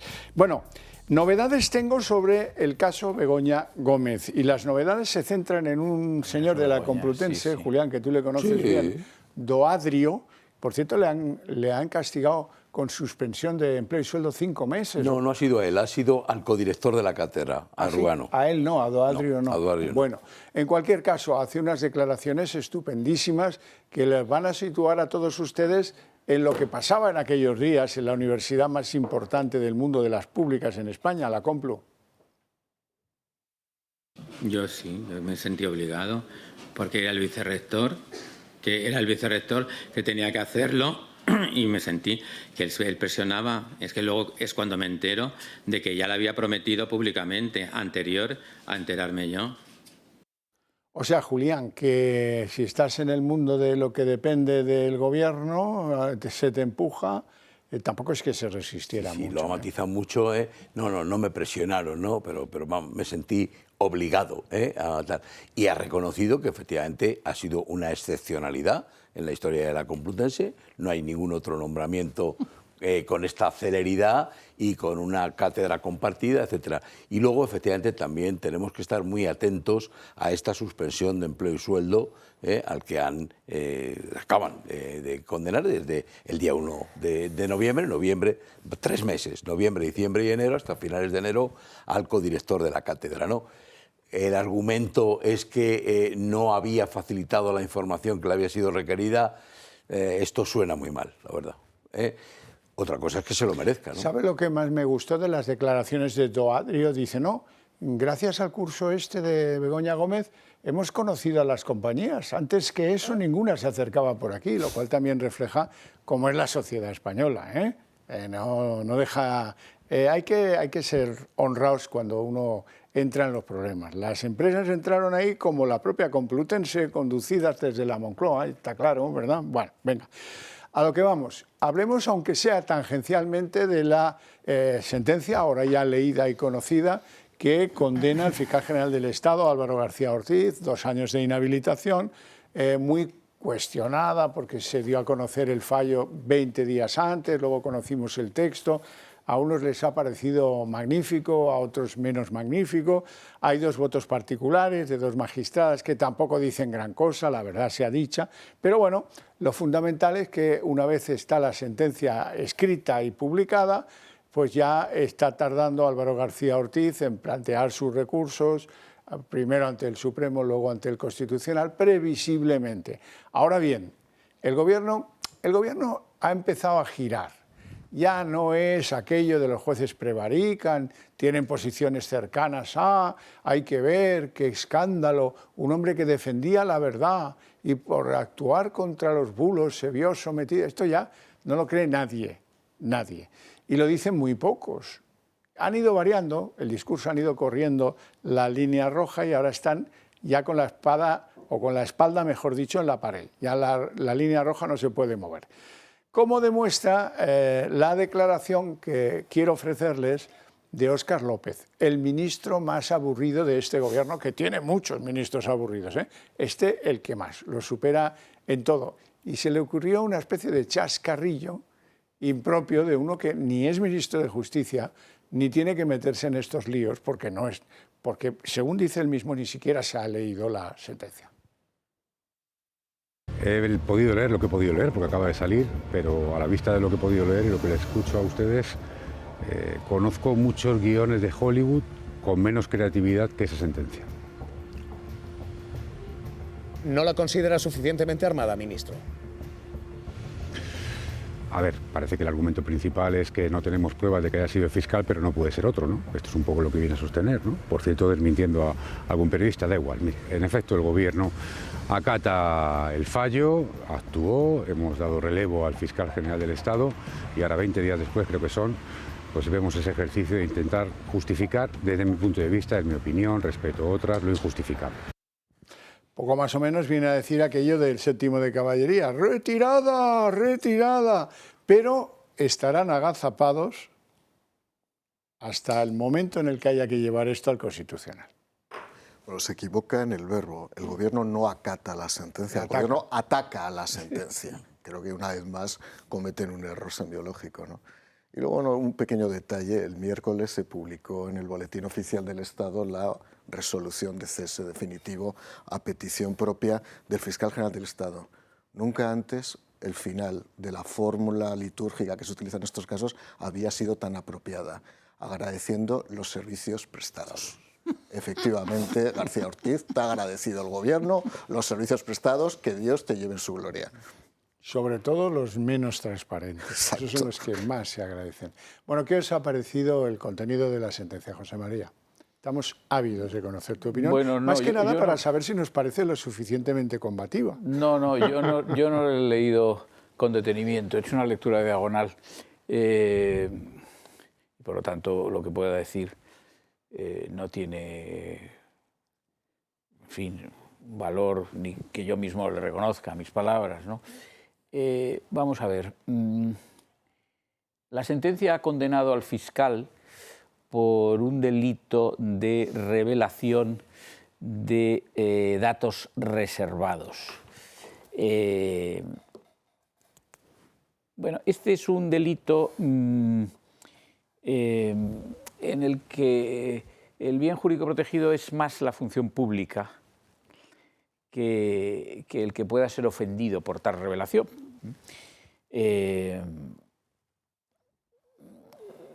Información confidencial, en fin. ¿Esto qué significa? Significa en síntesis lo siguiente. El fiscal general del Estado, por dos vías, es responsable, por dos hechos es responsable de este ilícito en la medida en que hubo comunicaciones por email que partían de la propia Fiscalía y cuyo contenido era relativo a los tratos existentes entre el abogado del señor González Amador y el propio Ministerio Público al efecto de una posible conformidad, y con el mismo contenido se reveló esa información, que es una información reservada, en el comunicado de prensa que emitió la oficina de la Fiscalía. Bien, yo creo que todo esto debe interpretarse en los términos siguientes para comprender por qué es responsable García Ortiz.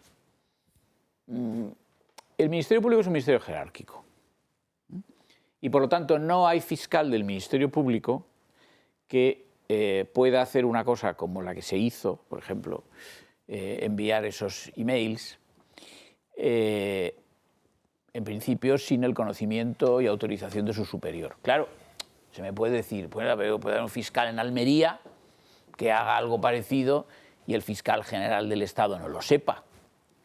Pues sí, puede ser, pero es que en este caso sabemos, porque hay muchos indicios, hay un conjunto de indicios,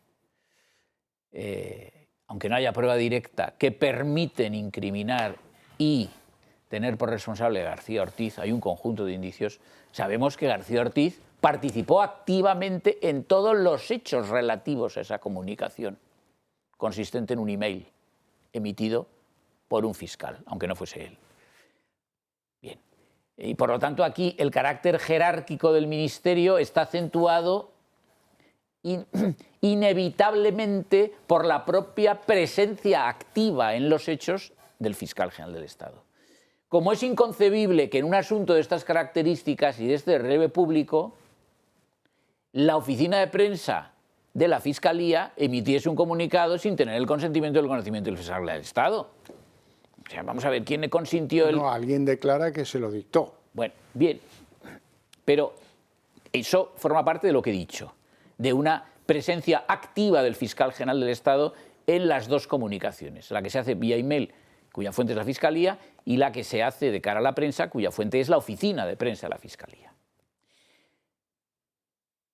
En síntesis, en mi opinión, todo esto pone de manifiesto que el fiscal general del Estado siempre tuvo el control de los hechos, aunque no fuese él quien cursase el email y aunque no fuese él quien emitiese el comunicado de prensa y aunque incluso no fuese él quien dictase o quien redactase el texto del comunicado. Tuvo el control de los hechos. Tuvo el control de los hechos, insisto, por su proximidad y su presencia en el desarrollo de todos ellos. Lo que además corresponde, como digo, a un ministerio esencialmente jerárquico en el que están participando fiscales con los que está tratando el asunto. Pues sería inconcebible pensar lo contrario. Entonces, en esa medida es muy difícil que este señor hubiera podido diluir su responsabilidad. Luego está la cuestión de las comunicaciones telefónicas con un periodista que me parece que es de la SER, que están probadas en autos porque hay un registro que facilita la compañía operadora en el que consta una llamada de ese periodista de la SER al fiscal general del Estado. Bien, todo esto permite, yo creo, que efectivamente sea condenado por la comisión de este delito. Esto me parece que es muy difícil refutarlo, tal y como yo lo he explicado y tal y como yo entiendo el asunto. ¿Y por qué esa información era reservada? Claro, todo esto ya empieza a complicarse, porque había otro de los delitos por los que se le acusaba era de revelación de secretos, ¿no? Claro, esta información secreta en sentido probable del Código Penal no lo es. Yo creo que cuando el Código Penal habla en otro artículo, no sé, el 417, habla de revelación de secretos, yo creo que se refiere, por ejemplo, a secretos oficiales. Claro, pero es reservada. Pero es reservada, y ahora me interesa explicar esto brevemente. ¿Por qué es reservada? Vamos a ver, es reservada porque evidentemente, el tratamiento que existe de la hipotética conformidad entre el letrado del señor González Amador y la Fiscalía es un trato que está protegido por lo que se llama el secreto profesional. El secreto profesional protege tanto al letrado como al cliente del letrado, ¿sí? Y por lo tanto, esa información, en la medida en que está protegida por un secreto profesional, que es una obligación deontológica de los abogados, pero que no por ello deja de ser un secreto, explica que esa información no tenga que ser de conocimiento público y no deba ser difundida, siquiera esto. Luego me parece que efectivamente encaja en lo que es el tipo. Y antes me he referido también, y concluyo, a la cuestión de si puede haber relación de secreto o no. El tipo del secreto, aparte de que se pueda concebir en términos de secreto oficial, es un tipo que se refiere más a la privacidad o intimidad de la persona del ofendido. Bueno, hemos llegado al final del programa. Quiero recordaros algunas cosas. Todavía quedan algunos décimos de lotería. El número es una preciosidad. El año pasado tocó algo de lotería, muy poca, pero algo tocó. Así es que compartirla con nosotros, comprar algún décimo de lotería de la de esta casa, porque a lo mejor pues este es el año de las bendiciones totales, las del dinero por lo menos. Y tened en cuenta también que sería bueno que consideraseis apoyarnos, como haciendo miembros del Club de Amigos del Toro o haciéndonos alguna donación a la fundación de esta casa para ayudarnos a crecer y a ser más fuertes. Tened en cuenta una cosa, las donaciones desgravan, así es que un porcentaje de lo que nos donéis lo vais a poder desgravar en la renta del año que viene o si sois alguna sociedad en el impuesto de sociedades. Hasta aquí llegamos, muy buenas noches, os vemos la semana que viene.